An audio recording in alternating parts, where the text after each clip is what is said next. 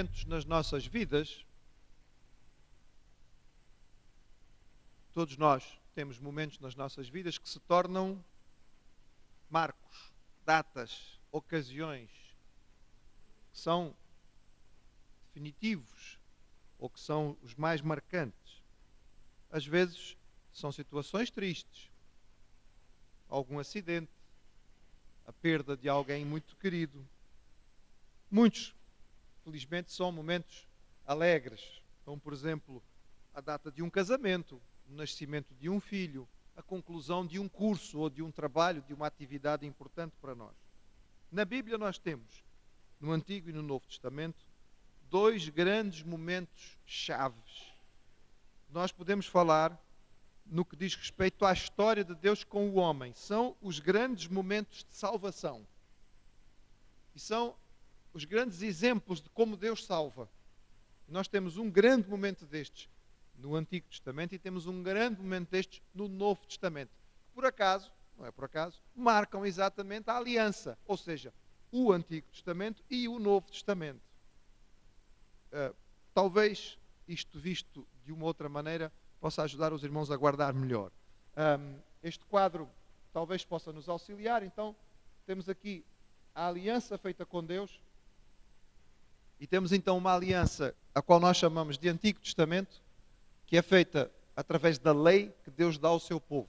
E temos uma nova aliança, o Novo Testamento, baseado na graça e que nós encontramos nos Evangelhos. Início do Novo Testamento, início do Antigo Testamento. Estas duas alianças são marcadas por atos salvadores de Deus. O grande ato salvador de Deus no Antigo Testamento é o êxodo do Egito. É quando Deus tira o povo do Egito. Marcado pela Páscoa, na conclusão de todas aquelas pragas que vieram sobre o Egito. Então, a saída do povo é o grande momento salvador do Antigo Testamento. O grande momento salvador do Novo Testamento, evidentemente, que é a morte e a ressurreição de Jesus. E são equivalentes. E nós hoje vamos pensar na Páscoa e vamos ver que realmente são equivalentes. Como é que o povo respondeu ao ato salvador de Deus? Nós encontramos no Antigo Testamento a resposta nos livros históricos, ou seja, como é que o povo se comportou diante daquilo que Deus fez por eles. Então os livros históricos nos contam. Infelizmente o povo não se comportou lá muito bem, mas pronto, é o que nós encontramos nos livros históricos. Como é que o povo se comportou diante da nova aliança? Nós temos isso essencialmente no livro de Atos, que é o livro histórico do Novo Testamento e que nos fala do nascimento da igreja. Como é que Deus fez, ou quem Deus usou para corrigir o povo, ou seja, para ajudar o povo, já que não estava a correr as coisas tão bem no que diz respeito à forma de responder à salvação de Deus. No Antigo Testamento temos os livros de sabedoria e sobretudo os profetas que vinham a chamar a atenção, olha, vocês estão-se a desviar. Deus nos salvou para isto, não foi para aquilo. No Novo Testamento temos então as cartas. As cartas de Paulo e as cartas gerais são os textos principais que nos ajudam. Eu espero que com este quadro os irmãos possam perceber que a Bíblia é um todo. E quando nós a olhamos desta maneira, faz bastante sentido. Há uma equivalência clara dos livros do Antigo com os livros do Novo Testamento. Assim como há uma percepção clara de que tudo gira à volta de grandes eventos salvadores. E o grande evento salvador do Antigo Testamento é este que nós vamos ler agora. Depois de semanas, nós não sabemos quantas, podemos ter aqui 4 a 12 semanas, provavelmente por aí, mais à volta de umas 10 semanas, frenéticas, em que as pragas caíram de forma sucessiva sobre o povo do Egito. Estamos a lembrar que as pragas surgem no início do ano, lembram-se, irmãos, começam mais ou menos em janeiro e devem ter durado até mais ou menos março. Moisés está em atividade constante. Ele vai à presença do faraó, ele sai da presença do faraó, ele diz que vem a praga vem, o faraó reclama, ele vai lá até com o faraó diz, não, por favor, pede para a praga parar, ele vai lá, ora a Deus, a praga para, o faraó endurece o coração, ele vai lá, anuncia outra praga, vem outra praga, o faraó não desanima, depois o faraó chama, ele vai lá, e isto foi várias semanas assim, eu diria que foram semanas de muita atividade, Moisés anda de um lado para o outro, sempre na expectativa de que desta vez a coisa vai, e não foi. 9 pragas. Finalmente, quando chega a 9ª, parece que há aqui um tempo de algum sossego, porque durante 3 dias ficou tudo escuro. Quando falta luz lá em casa, raramente acontece, não é? Mas quando falta luz em casa não dá para fazer muita coisa, não é? Falta a luz, a gente anda à procura de velas, que a gente nunca se lembra delas a não ser quando falta a luz, e o máximo que a gente faz é acender a vela e sentarmos na cadeira a olhar uns para os outros. Às vezes é tão bom quando falta a luz, somos obrigados a conversar. Bem, já não somos, porque agora temos telemóveis e os telemóveis têm bateria, mas pronto. Era bom quando isto acontecia, porque pelo menos conversávamos. 3 dias de escuro. Moisés não tem que ir ao faraó e o faraó não o chama, portanto ele tem tempo para talvez estar um pouco mais sossegado com Deus, e é provável que tenha sido neste período que o Senhor especifica de forma mais clara o que o povo vai fazer para a chegada da 10ª praga. Vamos lá ler, irmãos. Êxodo capítulo 12. Êxodo 12 diz assim: E falou o Senhor a Moisés e a Arão na terra do Egito, dizendo: Este mês vos será o princípio dos meses. Este vos será o primeiro dos meses do ano. Falai a toda a congregação de Israel, dizendo: Aos 10 deste mês, tome cada um para si um cordeiro, segundo a casa dos pais, um cordeiro por cada casa. Mas se a família for pequena, para um cordeiro, então tome um só com o seu vizinho, perto de sua casa, conforme o número das almas. Conforme ao comer de cada um, fareis a conta para o cordeiro. O cordeiro ou cabrito será sem mácula, um macho de 1 ano, o qual tomareis das ovelhas ou das cabras, e o guardareis até o 14º dia deste mês, e todo o ajuntamento da congregação de Israel o sacrificará à tarde. E tomarão o sangue, e poluão em ambas as ombreiras e na verga da porta das casas em que o comerem. E naquela noite comerão a carne assada no fogo, com pães asmos, com ervas amargosas a comerão. Não comereis dele nada cru, nem cozido em água, senão assado ao fogo, a cabeça com os pés e com a fressura. E nada dele deixareis até pela manhã, mas o que dele ficar até pela manhã queimareis no fogo. Assim, pois, o comereis: os vossos lombos cingidos, os vossos sapatos nos pés, o vosso cajado na mão, e o comereis apressadamente. Esta é a Páscoa, ou seja, a passagem do Senhor. E eu passarei pela terra do Egito esta noite, e ferirei todo o primogênito na terra do Egito, desde os homens até os animais, e sobre todos os deuses do Egito farei juízos. Eu sou o Senhor. E aquele sangue vos será por sinal nas casas em que estiverdes. Vendo eu o sangue, passarei por cima de vós, e não haverá entre vós praga nem mortandade, quando eu ferir a terra do Egito. E este dia vos será por memória, e celebrá-lo-eis por festa ao Senhor. Nas vossas gerações o celebrareis por estatuto perpétuo. 7 dias comereis pães asmos. Ao primeiro dia tirareis o fermento das vossas casas, porque qualquer comer pão levedado, desde o primeiro até o 7º dia, aquela alma será cortada de Israel. E ao primeiro dia haverá santa convocação, também ao 7º dia tereis santa convocação. Nenhuma obra se fará neles, senão que cada alma houver de comer. Isto somente aprontareis para vós. Guardai, pois, a festa dos pães asmos, porque naquele mesmo dia vossos exércitos da terra do Egito tirei. Pelo que guardareis este dia nas vossas gerações por estatuto perpétuo. No primeiro mês, aos 14 dias do mês à tarde, comereis pães asmos até ao 21 do mês à tarde.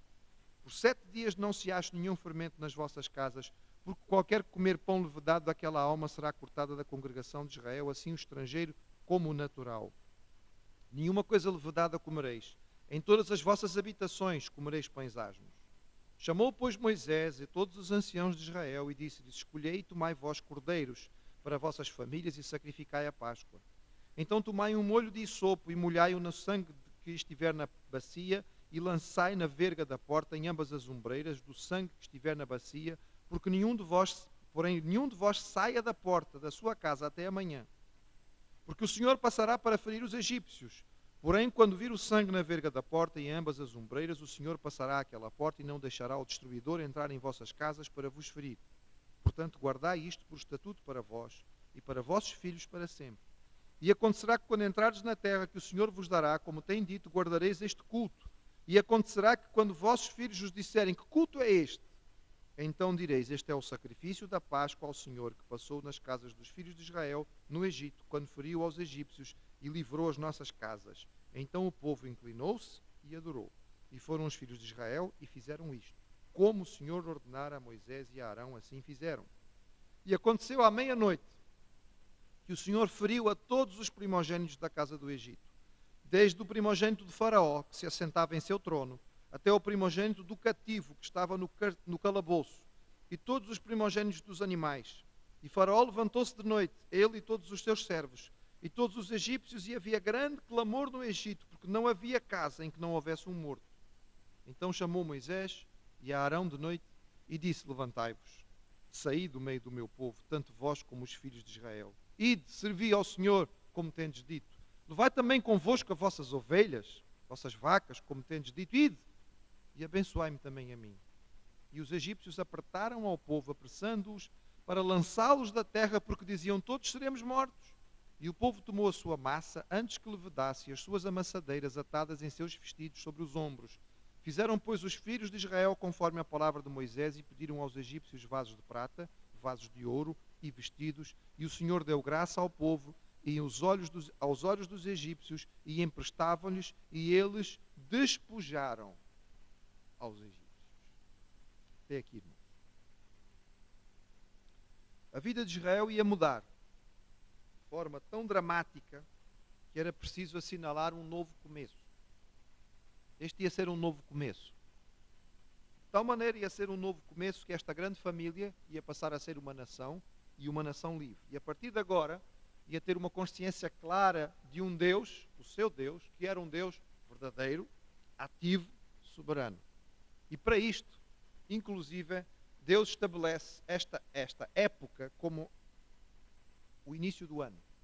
E esta passa a ser a forma como eles vão contar os anos. Passa a ser o calendário judaico. Este mês, passa a ser o primeiro mês do ano. Inicialmente ele vai ser chamado o mês de Abib, e no período do exílio ele vai passar a ser chamado o mês de Nissan, como nós encontramos em Neemias e em Ester. Equivale a mais ou menos metade de março, início de abril. Por isso é que os irmãos sabem, vem quase sempre a Páscoa cai em março, não é? Ou então no iniciozinho de abril, é conforme.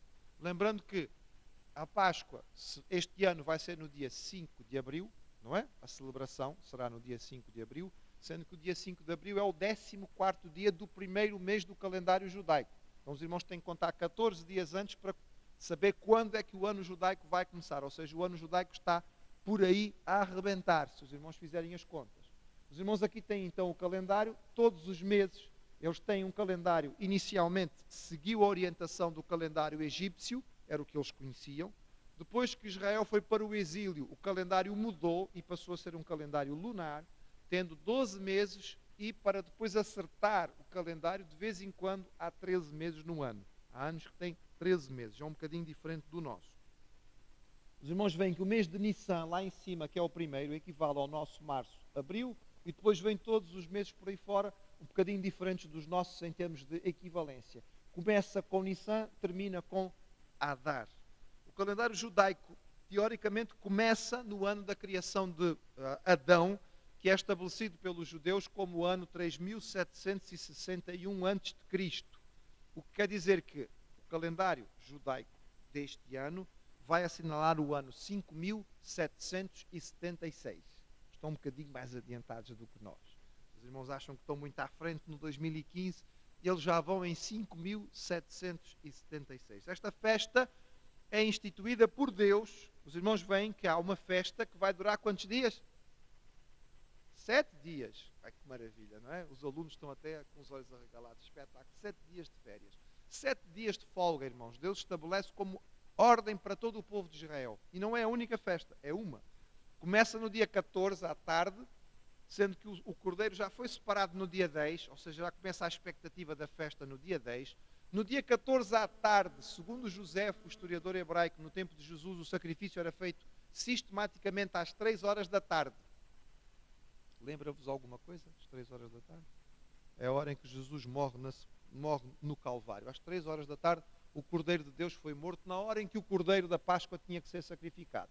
Para ser comido, então, nessa tarde, porque era na meia-noite de 14 para 15 que o Senhor ia passar pela terra do Egito. Mas deste dia em diante, nós temos 7 dias com pães asmos, e a festa deve ser feita desta maneira. A palavra portuguesa Páscoa vem do hebraico peshá e significa passar por cima. Mas é também possível que a tradução tenha a ver com a ideia de proteção. E alguns entendem que esta palavra, a ideia de proteção, seria melhor. As instruções que são dadas ao povo são bastante detalhadas, como os irmãos viram. As primeiras 3 pragas o povo teve que aguentar com elas, mas depois da 4ª à 9ª, Deus fez a separação da terra de Gósen em relação ao resto do Egito e Israel não sofreu com as pragas 4 a 9. Mas a 10ª praga é uma praga diferente. Se as outras pragas têm alguma coisa de natural, e nós sabemos que elas têm alguma coisa natural, por exemplo, pragas de gafanhotos, não foi só aqui que aconteceu, eclipses eventuais do sol, não foi só aqui que aconteceu, pragas de moscas, de rãs, etc. e tal, não foi só aqui que aconteceu, granizo com uma tempestade brutal, não foi só aqui que aconteceu, mas esta é uma praga diferente. Porque não há nada natural que explique que os primogênitos, só os primogênitos morram e morram em todas as casas, desde o mais rico ao mais pobre, incluindo os animais. Portanto, há aqui algo muito especial, não tem explicação plausível. Era o golpe final, e o texto deixa claro, sobre as divindades egípcias. Era Deus estabelecendo de forma absoluta que ele era soberano sobre os deuses do Egito. Da mesma forma, e aqui os deuses do Egito são humilhados, nós vamos ver alguns outros momentos na história de Israel em que isto acontece. Estou a lembrar-me, por exemplo, de 1 Samuel capítulo 5, quando Deus humilha os deuses filisteus. Lembram-se? A arca do concerto é levada, colocada no templo de Dagon, e todos os dias de manhã, quando os sacerdotes de Dagon chegam lá, o pobre do deus de filisteu está com o nariz no chão, partido. E eles tornam a pô-lo em pé. E no outro dia de manhã lá está ele outra vez no chão, partido. E portanto eles acabaram por desistir e mandar a arca embora, porque o Deus deles não conseguia ficar em pé diante da arca. Já que Israel é o primogênito de Deus, para que Israel seja poupado é preciso que se faça um sacrifício de sangue. E o sistema sacrificial de Israel vai se basear neste sacrifício inicial. Toda a ideia está ligada ao conceito de substituição. Irmãos, vou repetir. Nós temos na Bíblia 2 grandes momentos de salvação. E o primeiro é, em tudo, uma ilustração enorme do que vai ser o segundo. O primeiro é o Êxodo, o segundo é a cruz. E, portanto, o primeiro em que o Cordeiro da Páscoa vai ser sacrificado para substituir a vida dos primogênitos. Mais tarde, Jesus vai ser sacrificado para substituir os pecadores. É claro que a substituição de Jesus é global, é universal, e no caso do Cordeiro Pascual era apenas para os primogênitos de Israel, mas a ideia que fica aqui é esta. O sangue não é apenas derramado, ele tem que ser aplicado. E, portanto, o sacrifício do animal tem que ser feito e o sangue tem que ser colocado nas ombreiras da porta. O animal tinha que ter 1 ano, normalmente era uma época, a idade em que o animal valia bastante, em termos monetários o animal valia muito, tinha que ser macho obrigatoriamente, tinha que ser perfeito, não podia estar doente, nem manco, nem com manchas, e o seu sangue devia ser aplicado com hisopo. Eu não me lembro das imagens que foram separadas, mas acho que temos algumas. Aqui temos a ideia de, portanto, o sangue é recolhido na bacia, depois tinha que ser pintado nas ombreiras da porta. Deve ter sido uma cena que chamou muita atenção. Os irmãos têm que ter a noção de que são muitas milhares de casas em que isto aconteceu, já que os israelitas, nesta altura, representariam uma população de cerca de 2 milhões de pessoas. Portanto, é muita gente. É a população de Lisboa inteira a passar sangue nas ombreiras das suas portas. É muita gente a fazer isto. Isto é o hisopo. Ele é uma planta da família do manjericão e dizem que tem uma capacidade de absorção de umidade significativa, o que faria com que o molhocinho de hisopo embebido no sangue captaria bastante o sangue e seria bom para pintar. Já que em Israel, aliás, no Egito, nesta altura, não havia loja do chinês para eles irem comprar um pincel barato, eles usaram o hisopo, que era mais fácil. Foi a orientação que Deus... Mas vejam o pormenor em que Deus dá as orientações. Os irmãos repararam? É muito, muito grande o pormenor. Inclusive Deus diz assim, olha, façam as contas de quanto é que cada um come. Ou seja, em casa em que havia 2 ou 3 adolescentes, tinha que se matar um cordeiro inteiro, não era? Se as pessoas já eram idosas e não conseguiam comer muito, era melhor juntar os vizinhos, porque não dava para gastar o carneiro. Porque só podiam comer naquela refeição. Não dava para sobrar. Ih, está tão bom, mãe, vamos guardar para amanhã. Não, não podemos. Ou como agora ou não como mais. Ou fala agora ou cala-se para sempre. Portanto, terminaram de comer. O que sobrou tem que ser queimado. Porque isto é o que foi estabelecido, foi a ordem que foi dada e o Senhor estabeleceu de forma clara. Não devia haver desperdício. Portanto, se uma família não vai comer um carneiro inteiro, então devem juntar 2, 3 famílias pequenas para comerem o carneiro, para não desperdiçarem aquilo que vai ser feito. Ele tem que ser assado no fogo. Porquê? Toda a ideia da história é de que eles têm que estar preparados para ir embora. Logo, cozer gasta muito mais tempo, porque é preciso pôr água, é preciso pôr panela, vai gastar mais tempo para fazer, vai ter utensílios a serem utilizados, nada disto. É direto no fogo. É só no fogo e ponto final. Só precisa de um espeto e vocês tiram e comem. Ponto final, assunto encerrado. Comam vestidos. Os irmãos podem imaginar o quanto isto foi estranho. Estamos no meio da noite, certo? O animal já foi sacrificado no fim da tarde. Portanto, eles estão a comer a refeição da noite e eles estão vestidos. Estão preparados para sair para a rua, para ir embora numa viagem, com o bordão na mão, com as malas ou os sacos ali ao lado. Deve ter sido muito estranho, até porque este povo era um povo que estava acostumado a trabalhar cedo e dormia cedo também. Se algum irmão aqui já viveu no contexto do camponês, sabe como é que isto é. Vai-se dormir cedo, também se levanta muito cedo. Era o que acontecia com este povo. E nesta noite foi uma noite diferente, foi uma noite especial, foi uma noite de vigília. E temos que entender que tudo isto foi feito com base na fé. Não há ainda nenhuma evidência de que o faraó vai deixar que o povo vá embora. Não há. Absolutamente.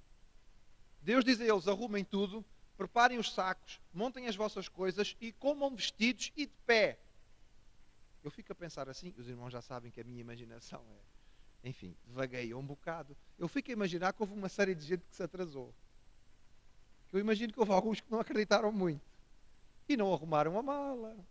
E estavam com as suas roupas de casa tranquilamente a comer o seu carneiro. Quando de repente alguém bateu-lhes a porta e disse, está na hora de ir embora. Mas eu ainda não fiz a mala. Olha, tivesses feito. O Moisés não disse que era para fazer. Nós já estamos prontos. Já estamos indo embora. Eu imagino que houve gente que saiu a correr atrasada e que acabou esquecendo coisas em casa. Porque numa multidão tão grande deve ter havido gente que não cumpriu rigorosamente. Mas isto é a minha imaginação, os irmãos me perdoem, não é? Mas isto é uma cena totalmente estranha. Da mesma maneira, o pão levedado tem a ver com isto. Porque o pão, para poder crescer, precisa de tempo. E este pão era para ser feito rápido, era farinha, massa, era só a massa com sal, assa e fica aquele pão. Isto seria a ideia da refeição, digamos em si, se bem que esta é uma imagem já, aquela imagem é uma imagem já de uma família israelita bastante tempo depois. E os irmãos vão perguntar como é que eu sei. É porque esta imagem tem um cálice bem no meio da mesa. E o cálice que fica no meio da mesa, para as famílias judaicas que são ortodoxas, é o cálice de Elias. Porque na tradição judaica, eles dizem que Elias vai voltar num dia de Páscoa, numa festa de Páscoa. Então eles têm sempre uma taça de vinho no meio da mesa à espera que Elias chegue. E não chegou e nem vai chegar. Não é isso que o texto diz, isso é apenas tradição. Mas pronto, a ideia é mais ou menos esta. Os pães asmos, como os irmãos já sabem e conhecem, isto aqui é mais parecido com aquilo que a gente conhece, o pão pita, não é? Ou para fazer, digamos, um wrap ou coisa assim do género, era mais ou menos isto. Era tipo um biscoitão grande que eles quebravam, partiam com facilidade e podiam comer. As ervas amargas poderiam ser vários tipos, isto é apenas uma imagem de um tipo que é utilizado, e estas coisas tinham o seu simbolismo.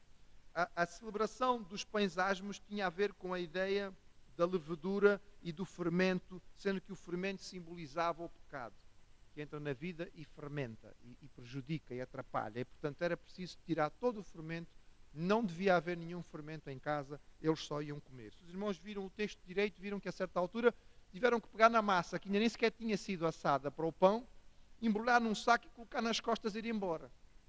É por isso que o Senhor deu estas orientações. Porque o Senhor sabia o que ia fazer. E mais uma vez, quem acreditou na palavra de Deus, preparou tudo. E quando veio a ordem, não teve problema de ir embora. Quem não cumpriu, deve ter tido uma noite muito atrapalhada, porque eu imagino que depois desta situação sair assim a correr, sabendo que não vai voltar, é bastante complicado.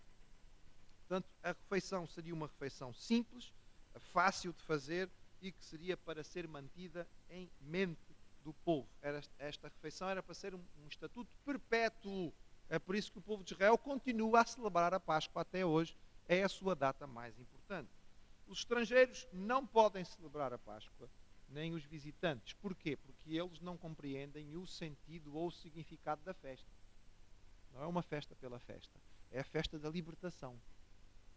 A não ser que, e o texto diz isto, que um estrangeiro tivesse se incorporado à vida de Israel de tal maneira a aceitar a circuncisão, ou seja, o símbolo externo de pertencer ao povo, e esta pessoa ao fazer isto tinha consciência de quem era Deus, o Deus de Israel, e do que o Deus de Israel tinha feito pelo seu povo. Então aí pode participar. Os irmãos percebem como isto tem a ver connosco? Nós dizemos que alguém, para poder participar da ceia do Senhor, tem que ser um crente batizado. Não é uma festa para qualquer um. Não é para alguém que entra da rua, senta aqui, receber o pão e o vinho. Não entende o seu significado. Estará a comer de forma leviana e sem sentido. Da mesma forma, o estrangeiro entre Israel, que não tinha a noção da verdade da Páscoa, não devia participar. Portanto, temos aqui, mais uma vez, um paralelo. O povo colocou em prática aquilo que Moisés orientou, ou seja, o povo praticou aquilo que foi dito. Mais uma vez eu ponho-me a imaginar aqui a possibilidade de que não apenas os israelitas, mas outros tenham sido salvos nesta situação. Eu tenho base bíblica para isso? Tenho. Os irmãos se lembram, quando nós falamos das várias pragas, há pragas aqui em que Deus dá o aviso prévio e que há egípcios que aceitam o aviso prévio. Lembram-se?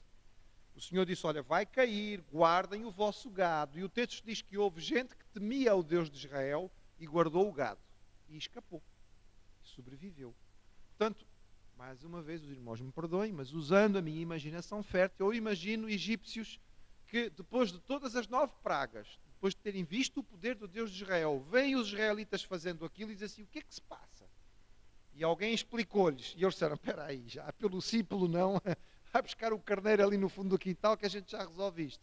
E colocaram sangue nas ombreiras da sua porta também. Eu acho que não é ilegítimo pensarmos nisto. Por que não até pensar na possibilidade de haver alguma família israelita com alguma ligação a alguma família egípcia? Aí já estou a imaginar muito, não é? E que foi lá dizer aos seus amigos egípcios, olha, façam isto porque senão vai morrer. Vai morrer. Vocês têm que se proteger e a única forma de se protegerem desta situação é esta. Agora aqui nós podemos até fazer uma cena teatral e imaginar aquela outra família argumentando, mas será que é preciso? Mas aí, irmãos, entra o Evangelho, entra o testemunho, entra a fé. Quem acreditou, quem aceitou, por mais estranho que pudesse parecer, foi salvo. Quem não aceitou, estava condenado. Certo? A nossa missão é um pouco como a do povo de Israel na véspera da Páscoa. A refeição durante a noite, e então à meia-noite aconteceu. À meia-noite o Senhor passou pela terra. O que foi que aconteceu? Eles estão aqui, esta imagem parece-me mais verdadeira, porque os irmãos veem que eles estão a comer em pé, à volta de uma pequena mesa, vestidos, com o bordão na mão, prontos para sair, porque esta foi a ordem que foi dada pelo Senhor. E então à meia-noite aconteceu. Esta imagem mostra a ideia do anjo passando. O que foi que aconteceu? O texto não diz que foi um anjo. Deus diz várias vezes no texto, eu vou passar. Eu vou passar. E os rabis judaicos, justamente por causa do seu estrito cuidado no que diz respeito ao monoteísmo, dizem que foi o próprio Deus. Até porque depois Deus várias vezes vai dizer, eu tirei-vos de Israel. Mas há aqui uma passagem apenas quando Moisés fala, e ele menciona o destruidor. E com base nisto, há quem acredite que esta ação foi feita então por um anjo da morte, um anjo que seria o destruidor, e que este anjo é que Deus mandou com esta missão. Irmãos, aqui não será o mais importante. A verdade é que esta praga foi extraordinária e completamente fora do habitual. O que aconteceu foi tremendo, porque o texto nos diz que naquela ocasião os filhos de todos foram mortos, desde o filho do faraó, o príncipe herdeiro que sentava no trono com ele, até o filho do condenado à morte que estava preso no calabouço interior, até os filhos dos animais. Não houve absolutamente nenhuma distinção. Só por curiosidade, há filhos mais velhos aqui? Primeiro filho da casa. Há aqui? Primeiro filho da casa. Muita gente ia morrer, hein? Se o anjo passasse lá por casa e o sangue não tivesse sido aplicado. Portanto, o lado de cima também não escapava. Enfim, o que é que acontece? O faraó manda chamar Moisés. O faraó não era o mais velho, mas isso é o que, se nós estivermos a cumprir aquilo que eu disse aos irmãos em termos da nossa noção da época e em relação a este faraó, sim, esta é uma das dificuldades que existe em relação a Ramsés II, porque ele aparentemente era o filho mais velho. Mas este que nós temos apresentado aos irmãos, Tutmés III, não era o filho mais velho do pai dele. Portanto, ele é casado o pai dele era casado com a princesa Hatshepsut e Tutmés III não é o filho mais velho. Houve um outro filho que, no entretanto, já tinha morrido. Por sua vez, quem vai suceder a este faraó não é o seu filho mais velho. O filho mais velho dele morreu na praga e, portanto, vai ser o segundo que vai ocupar o trono. O faraó manda chamar Moisés e aqui não há mais negociação. Repararam? Não há negociação.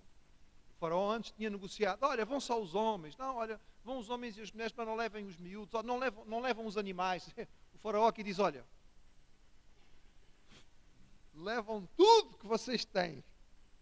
E reparem que, como Deus tinha avisado, aqui não é propriamente uma permissão, é mais uma expulsão. Porque Deus tinha dito que ia ser assim. Foi o que Deus tinha dito que ia ser. O faraó acaba por não permitir que o povo saia. O faraó manda o povo embora. E o próprio povo egípcio diz, vão-se embora antes que a gente morra. Não vamos morrer todos. O que é que vem a seguir? Já morreram os filhos todos, agora vamos nós. Vão-se embora, por favor. Vão-se embora.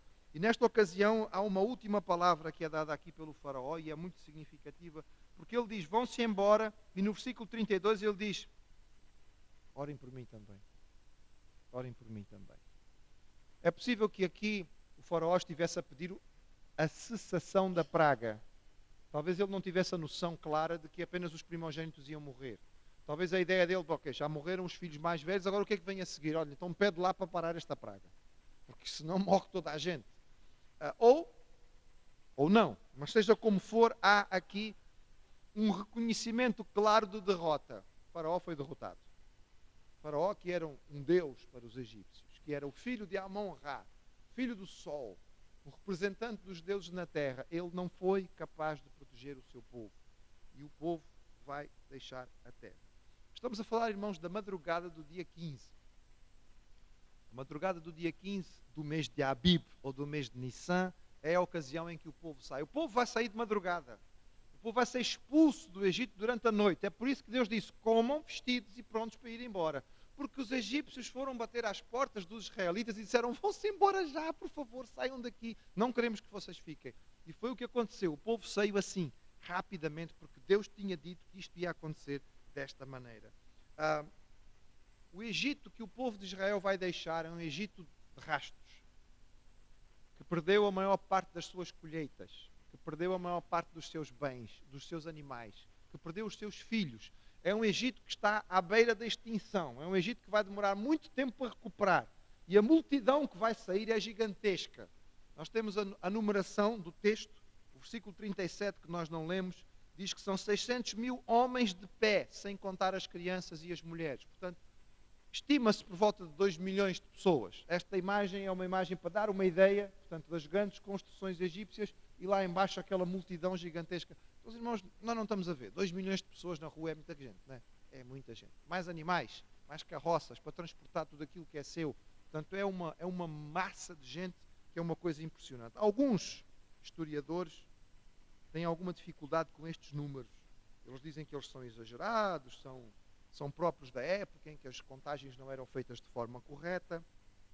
Mas, historicamente falando, há grandes massas de gente a se movimentar. Há historicamente, movimentos de massas humanas significativos, de tribos inteiras, de povos inteiros, normalmente causados ou por períodos de fome, seca ou por guerra. Então é comum na história nós lemos que a deslocação de um povo fez com que outro povo inteiro tivesse que sair daquela região e se deslocar para uma outra região. Não é assim tão impossível, e por aquilo que nós sabemos do tempo da história do povo de Israel no Egito, e pelos vários discursos do faraó a dizer, olha, eles são muitos, eles são muitos, eles são muitos. Para o faraó dizer isso, Israel não podia ser só 15, 20 mil pessoas, como alguns historiadores querem dizer. Era preciso que fosse realmente muita gente. Portanto, nós queremos que o relato bíblico aqui neste ponto não está a inflacionar os números, mas que os números são realmente estes, porque eles são repetidos várias vezes no texto. É muita gente que está-se a deslocar e vai sair. Aconteceu o imprevisto. Não sei se os irmãos perceberam, mas a descrição da saída do povo não é mencionada de forma qualquer, mas o povo é mencionado como os exércitos de Deus, não é? Os batalhões de Deus. É por isso que mais tarde Deus é chamado o Senhor dos Exércitos. E as pessoas às vezes acham que quando estamos a falar do Senhor dos Exércitos, estamos a falar dos exércitos angelicais. Mas irmãos, aqui não tem a ver com anjos. Os exércitos de Deus são o povo de Israel. E os exércitos de Deus hoje são a igreja de Jesus. Portanto, nós somos os exércitos do Senhor. Não vamos pensar aqui no aspecto bélico, porque a nossa luta é espiritual, mas não deixa de ser. O Senhor é o Senhor dos exércitos. Esta massa gigantesca humana vai sair do Egito. Agora, irmãos, estão a pensar na dor de cabeça organizativa, na dor de cabeça estratégica que é movimentar esta massa de gente. A gente faz uma saída de meia dúzia de pessoas, meia dúzia não, mas nós saímos aqui 50, 60 pessoas para fazer um passeio de escola bíblica dominical e já é uma dor de cabeça, não é? Temos que pensar em quantos autocarros e qual é o tamanho do autocarro, onde é que vamos comer e onde é que não vamos comer e o que é que levamos e o que é que não levamos. Os irmãos já viram o que é isto? 2 milhões de pessoas simplesmente saírem de mudança. É complicado, não é? Como é que vai ser esta gente toda? Para onde é que eles vão? Como é que vão se organizar? Como é que Moisés vai dar conta do recado? E o faraó vai aceitar isto de mão beijada? Quer dizer, naquela hora, na angústia, na hora que ele vê o filho dele morto, que ele vê o Egito inteiro a chorar, ele diz, vão-se embora. E passados 3 ou 4 dias, quando ele puser a mão na cabeça e dizer, faraó, desculpe informá-lo, mas olha, está tudo parado. Como é que está tudo parado? É que não há ninguém para fazer nada. Os israelitas é que faziam a maior parte do trabalho. Para a semana, se os irmãos quiserem, tivemos vida e saúde, cá estaremos para ver o que é que vai acontecer depois e como é que vai ser, tanto para o povo quanto para os egípcios, esta situação. Vamos guardar, espero que os irmãos guardem, esta grande lição de que este é o grande momento redentor do Antigo Testamento a fazer eco no grande momento redentor do Novo Testamento. Isto é o centro da história da humanidade, segundo a Bíblia nos conta. É simplesmente o que tem de mais importante. Portanto, não podemos dar menos valor a este texto.